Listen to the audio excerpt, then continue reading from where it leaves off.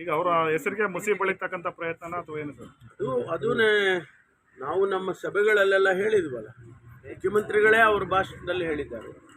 ನಾನು 40-50 ವರ್ಷದ ರಾಜಕಾರಣದಲ್ಲಿ ನನಗೆ ಯಾವುದೇ ಒಂದು ಕಪ್ಪು ಚುಕ್ಕೆ ಇಲ್ಲ, ಅಂಥದ್ರಲ್ಲಿ ಇದನ್ನು ಉದ್ದೇಶಪೂರ್ವಕವಾಗಿ ಮಾಡ್ತಿದ್ದಾರೆ ಅಂತ ಹೇಳಿ ಅವರು ಕೂಡ ಹೇಳಿದರು. ಆದ್ದರಿಂದ ಅದನ್ನು ಯಾವ ರೀತಿ ಈಗ ಹೋರಾಟ ಮಾಡೋದನ್ನು ನಾವು ಈಗ ಚರ್ಚೆ ಮಾಡಿ ತೀರ್ಮಾನ ಮಾಡ್ತೀವಿ. ಸರ್, ಮೊನ್ನೆ ಜನಾಂದೋಲನದ ಸಂದರ್ಭದಲ್ಲೂ ಕೂಡ ವಿಚಾರಣೆ ಮಾಡಬೇಕಾಗ್ತದೆ ಸರ್. ರಾಜ್ಯಪಾಲರ ವಿವೇಚನಾಧಿಕಾರ ಪ್ರಶ್ನೆ ಮಾಡಕ್ಕೆ ಬರಲ್ಲ. ಇಲ್ಲಿ ಪ್ರಾಸಿಕ್ಯೂಷನ್ ಸರಿ ಇಲ್ಲ ಅನ್ನೋದನ್ನ ನೀವು ಪ್ರಶ್ನೆ ಮಾಡಬೇಕಾಗುತ್ತೆ. ನೋಡೋಣ, ಅದೇನು ನಮ್ಮ ಲೀಗಲ್ ಟೀಮ್ ಏನು ಅಡ್ವೈಸ್ ಮಾಡ್ತಾರೆ. ಈಗ ಜನಾಂದೋಲನ ಹೈಕಮಾಂಡ್ ಸಿಎಂ ಬೆಂಬಲಕ್ಕೆ ನಿಂತ್ಕೊಳ್ಳುತ್ತಾ ಸರ್? ಶಾಸಕರೆಲ್ಲರೂ ಸಿಎಂ ಬೆಂಬಲಕ್ಕೆ ನಿಂತ್ಕೊಳ್ತೀರಾ ಅಂತ ಸರ್? ಸ್ವಾಭಾವಿಕವಾಗಿ ಅದು ಒಳ್ಳೆ ಕಥೆ ಆಯ್ತಲ್ಲ. ನಾವೆಲ್ಲ ಒಟ್ಟಿಗೆನೇ ಇದ್ದೇವೆ ಮತ್ತು ನಿಂತ್ಕೊಳ್ಳೋದ್ರಲ್ಲಿ ಏನು ಅದೇನು ಸಪರೇಟ್ ಆಗಿ ಹೇಳೋವಂಥದ್ದೇನಿಲ್ಲ. ತಮ್ಮ ಇಲಾಖೆಗೆ ಜಡ್ಜ್ ನೇತೃತ್ವದಲ್ಲಿ ತನಿಖೆ ನಡೀತಾ ಇತ್ತು. ಈ ಹಂತದಲ್ಲೇ ಈ ರೀತಿಯ ಒಂದು ನಿರ್ಧಾರ ಏನ್ ಸರ್? ಏನು ಮೆಸೇಜ್? ನೋಡಿ, ಈ ವಿಷಯ, ಈ ವಿಚಾರ ಮಾನ್ಯ ಮುಖ್ಯಮಂತ್ರಿಗಳ ಗಮನಕ್ಕೆ ಬಂದ ನಂತರ ಮತ್ತು ಇದರಲ್ಲಿ ಹಗರಣ ನಡೆದಿದೆ ಅಂತ ಹೇಳಿ ಬಿಜೆಪಿಯವರು ಆಪಾದನೆ ಮಾಡಿದ ನಂತರ ಮಾನ್ಯ ಮುಖ್ಯಮಂತ್ರಿಗಳು ಹಿಂದು ಮುಂದೆ ನೋಡಿದೆ. ತನ್ನ ವಿರುದ್ಧನೇ ಒಂದು ಕಮಿಷನನ್ನು ಅವರು ನೇಮಕ ಮಾಡ್ತಾರೆ ಅಂದರೆ ಅವರು ನಾನು ಏನು ಮಾಡಿಲ್ಲ ಅನ್ನೋದು ಅವರಿಗೆ ಜನಸಮುದಾಯಕ್ಕೆ ಗೊತ್ತಾಗೋದಿಲ್ಲ. ಒಂದು ವೇಳೆ ಆ ರೀತಿ ಅವರು ಹೆದರ್ಕೊಂಡು ನಾನೇನೋ ತಪ್ಪು ಮಾಡಿಬಿಟ್ಟಿದ್ದೀನಿ ಎಂದಿದ್ದರೆ ಕಮಿಷನ್ ಯಾಕೆ ಮಾಡೋರು? ಇವತ್ತು ಕಮಿಷನ್ ಮಾಡಿದ್ದಾರೆ. ಕಮಿಷನ್ನಲ್ಲಿ ಮೂಡಾದಲ್ಲಿ ಏನೆಲ್ಲ ನಡೆದಿದೆ, ಇಲ್ಲಿವರೆಗೂ ಯಾರ್ಯಾರಿಗೆ ಸೈಟ್ ಕೊಟ್ಟಿದ್ದಾರೆ, ಯಾವ ಪಕ್ಷದವರಿಗೆ ಕೊಟ್ಟಿದ್ದಾರೆ, ಯಾವ್ಯಾವ ಮುಖಂಡರುಗಳಿಗೆ ಕೊಟ್ಟಿದ್ದಾರೆ, ಅದನ್ನೆಲ್ಲವನ್ನು ಕೂಡ ಟರ್ಮ್ಸ್ ಆಫ್ ರೆಫರೆನ್ಸ್ ಕೊಟ್ಟಿದ್ದಾರೆ, ತನಿಖೆ ಮಾಡ್ತಾರೆ. ಆ ಕಮಿಷನ್ ವರದಿನೇ ಬಂದಿಲ್ಲ ಇನ್ನೂ ಅಂತ ಹೇಳಿದಾಗ ಮಾನ್ಯ ರಾಜ್ಯಪಾಲರು ಪ್ರಾಸಿಕ್ಯೂಷನ್ಗೆ ಪರ್ಮಿಷನ್ ಕೊಡೋದು ಎಷ್ಟು ಸರಿ? When there is a commission of enquiry is going, he should have waited.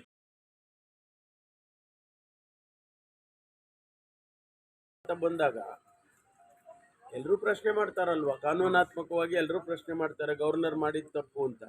When there is an judicial ಕಮಿಷನ್ನೇ ಈ ರೀತಿ ವರದಿ ಕೊಟ್ಟಿದೆ ಇಲ್ಲ ಅಂತ ಹೇಳಿ, ಆದರೆ ಇವರು ಪ್ರಾಸಿಕ್ಯೂಷನ್ ಕೊಟ್ಟಿದ್ದಾರೆ ಅಂತ ಹೇಳಿ ಅವ್ರ ಮೇಲೂ ಕೂಡ ಇನ್ನೂ ಹೆಚ್ಚಿನ ರೀತಿಯಲ್ಲಿ ಆಪಾದನೆ ಆಗುತ್ತೆ. ಸರ್, ಈಗ ಜನಾಂದೋಲನ ಸಂದರ್ಭದಲ್ಲೂ ಕೂಡ ಈ ಅಭಿಪ್ರಾಯ ವ್ಯಕ್ತವಾಗಿತ್ತು, ರಾಜ್ಯಪಾಲರನ್ನ ವಾಪಸ್ ಕರೆಸ್ಕೊಳ್ಳಿ ಅಂತೇಳಿ, ನಾವು ಹೋರಾಟ ಮಾಡ್ತೀವಿ ಅಂತೇಳಿ ಈಶ್ವರ್ ಖಂಡ್ರು ಪ್ರಸ್ತಾಪ ಮಾಡಿದ್ರು. ಈಗ ಅದಕ್ಕೆ ಒಂದು ಪ್ರಸ್ತುತ ಸಂದರ್ಭ ಎದುರಾಯ್ತಾ ಅಂತ ಸರ್? ನೋಡೋಣ, ಈಗ ಮುಖ್ಯಮಂತ್ರಿಗಳ ಜೊತೆಯಲ್ಲಿ ನಾವೆಲ್ಲ ಮಾತಾಡ್ತೀವಿ. ಏನು ತೀರ್ಮಾನ ಲೀಗಲ್ ಟೀಮ್ ಇದೆ, ಏನು ತೀರ್ಮಾನ ಮಾಡ್ತಾರೆ ಇದೆಲ್ಲ ಚರ್ಚೆ ಮಾಡಿ ತೀರ್ಮಾನ ಮಾಡ್ತೀವಿ. ಈಗ ಪ್ರಾಸಿಕ್ಯೂಷನ್ ಅನುಮತಿ ಆಗಿರೋದ್ರಿಂದ FIR ದಾಖಲಾಗಬೇಕಾಗುತ್ತೆ ಸರ್, ತಮ್ಮ ವ್ಯಾಪ್ತಿಗೆ ಬರುವಂಥದ್ದು. ಸೊ ಈ ವಿಚಾರ ಹೆಂಗೆ ಹ್ಯಾಂಡಲ್ ಮಾಡೋಣ? ನಾನು ಹೇಳಿದ್ನಲ್ಲ, ಲೀಗಲ್ ಟೀಮು ಈಗ ನಾವು ಚರ್ಚೆ ಮಾಡಿ ಆಮೇಲೆ ಏನು ತೀರ್ಮಾನ ಬೇಕೋ ಅದು ತಗೊಳ್ತೀವಿ. ಸರ್, ಈಗ ಕುಮಾರಸ್ವಾಮಿ ಅವರ ವಿರುದ್ಧ ಪ್ರಾಸಿಕ್ಯೂಷನ್ಗೆ ಅರ್ಜಿಗಳು ಎಲ್ಲ ದೂರುಗಳೆಲ್ಲ ರಾಜಭವನದಲ್ಲಿ ಆಗಿದೆ.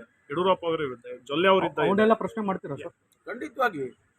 ಈಗ ಕೋರ್ಟಿಗೆ ನಾವು ಹೋಗ್ಬೇಕಾದ್ರೆ ಕೇಳೋದಿಲ್ವಾ ಇದನ್ನೆಲ್ಲ? ನಿರಾನಿ ಅವ್ರ ಮೇಲೆ ಇದೇ ಪರ್ಮಿಷನ್ ಕೊಡಲಿಲ್ಲ, ಶಶಿಕಲಾ ಜೊಲ್ಲೆ ಅವ್ರ ಮೇಲೆ ಪರ್ಮಿಷನ್ ಕೊಡಲಿಲ್ಲ, ಕುಮಾರಸ್ವಾಮಿ ಅವ್ರ ಮೇಲೆ ಪರ್ಮಿಷನ್ ಕೊಡಲಿಲ್ಲ, ಅವೆಲ್ಲ ವರ್ಷಗಟ್ಟಲೆ ಹಂಗೆ ಬಿದ್ದಿದ್ದಾವೆ. ಆದರೆ ಮುಖ್ಯಮಂತ್ರಿಗಳ ಮೇಲೆ ಕೇಳಿದಂಥ ಸಂದರ್ಭದಲ್ಲಿ 24 ಗಂಟೆ ಒಳಗೆ ಕೊಡ್ತಾರೆ ಅಂತಂದರೆ ಏನು, ಅದರ ಹಿನ್ನೆಲೆ ಏನು ಅನ್ನೋದು ಎಲ್ಲರಿಗೂ ಗೊತ್ತಾಗ್ತದೆ, ಆಡ ಮಕ್ಕಳಿಗೆ ಕೂಡ ಗೊತ್ತಾಗ್ತದೆ. ಅಲ್ಲ ಸರ್, ಈ ಒಂದು ಬೆಳವಣಿಗೆಗಳಿಂದ ಸರ್ಕಾರ ಡಿಸ್ಟರ್ಬ್ ಆಗಲ್ವಾ ಸರ್? ಅಡ್ಮಿನಿಸ್ಟ್ರೇಟಿವ್ ಫುಲ್ಲು ಸರ್ಕಾರ ಏನು ಸರ್, ಈಗ ಬಿಜೆಪಿ ನಾಯಕರ ಕೇಸ್ಗಳನ್ನೆಲ್ಲ ಏನು ಮಾಡ್ತೀವಿ ಸರ್? ಅದೆಲ್ಲ ಈ ತನಿಖೆನಲ್ಲಿ ಇದ್ದಾವಲ್ಲ, ಸುಮಾರು ತನಿಖೆನಲ್ಲಿ ಇದ್ದಾವೆ, ಅದನ್ನೆಲ್ಲ ಸ್ಪೀಡಪ್ ಮಾಡ್ತೀವಿ. ಈಗ ಏನು ತನಿಖೆನಲ್ಲಿ ಈಗ ಅನೇಕ ಪ್ರಕರಣಗಳನ್ನು SITನಲ್ಲಿ ಮಾಡಿದ್ದೇವೆ, SITನಲ್ಲಿ ನಡೀತಾ ಇದ್ದಾವೆ ತನಿಖೆಗಳು. ಅವೆಲ್ಲ ವರದಿಗಳು ಬಂದ ತಕ್ಷಣ ಅದಕ್ಕೇನು ಕ್ರಮ ತಗೋಬೇಕು ತಗೊಳ್ತೀವಿ. ಪೋಕ್ಸೋ ಪ್ರಕರಣದಲ್ಲಿ ಸರ್ ತಡೆಯಾಜ್ಞೆ ತೆರವು ಮಾಡುವ ಶುರುವಾಗಿದೆ ಸರ್, ಅದನ್ನು ಕೂಡ ಅಡ್ವೊಕೇಟ್ ಜನರಲ್ಲು ಮತ್ತು ನಮ್ಮ ಅಡ್ವೊಕೇಟ್ಸು ಯಾರಿದ್ದಾರೆ ಆನ್ ರೆಕಾರ್ಡ್ ಅವ್ರಿಗೂ ವೆಕೆಟ್ ಮಾಡಿಸ್ತಾರೆ. ಮಾಡಿಸಿದ್ದಾದ್ಮೇಲೆ ಅದಕ್ಕೇನು ಮುಂದೆ ಕ್ರಮ ತಗೋಬೇಕು ಅದನ್ನು ತಗೊಳ್ತೀವಿ. ಅದು ಒಂದು ರೀತಿಯಲ್ಲಿ ರಾಜಕೀಯ ದ್ವೇಷ ಅಂತ ಬಿಜೆಪಿ ಆರೋಪ ಮಾಡ್ತಾರೆ. ಅಲ್ಲಪ್ಪ, ಅಲ್ಲಿ ಆಗಿದೆ, ಘಟನೆ ಆಗಿದೆ ಅನ್ನೋದಂತೂ ಸತ್ಯ ಅಲ್ವಾ?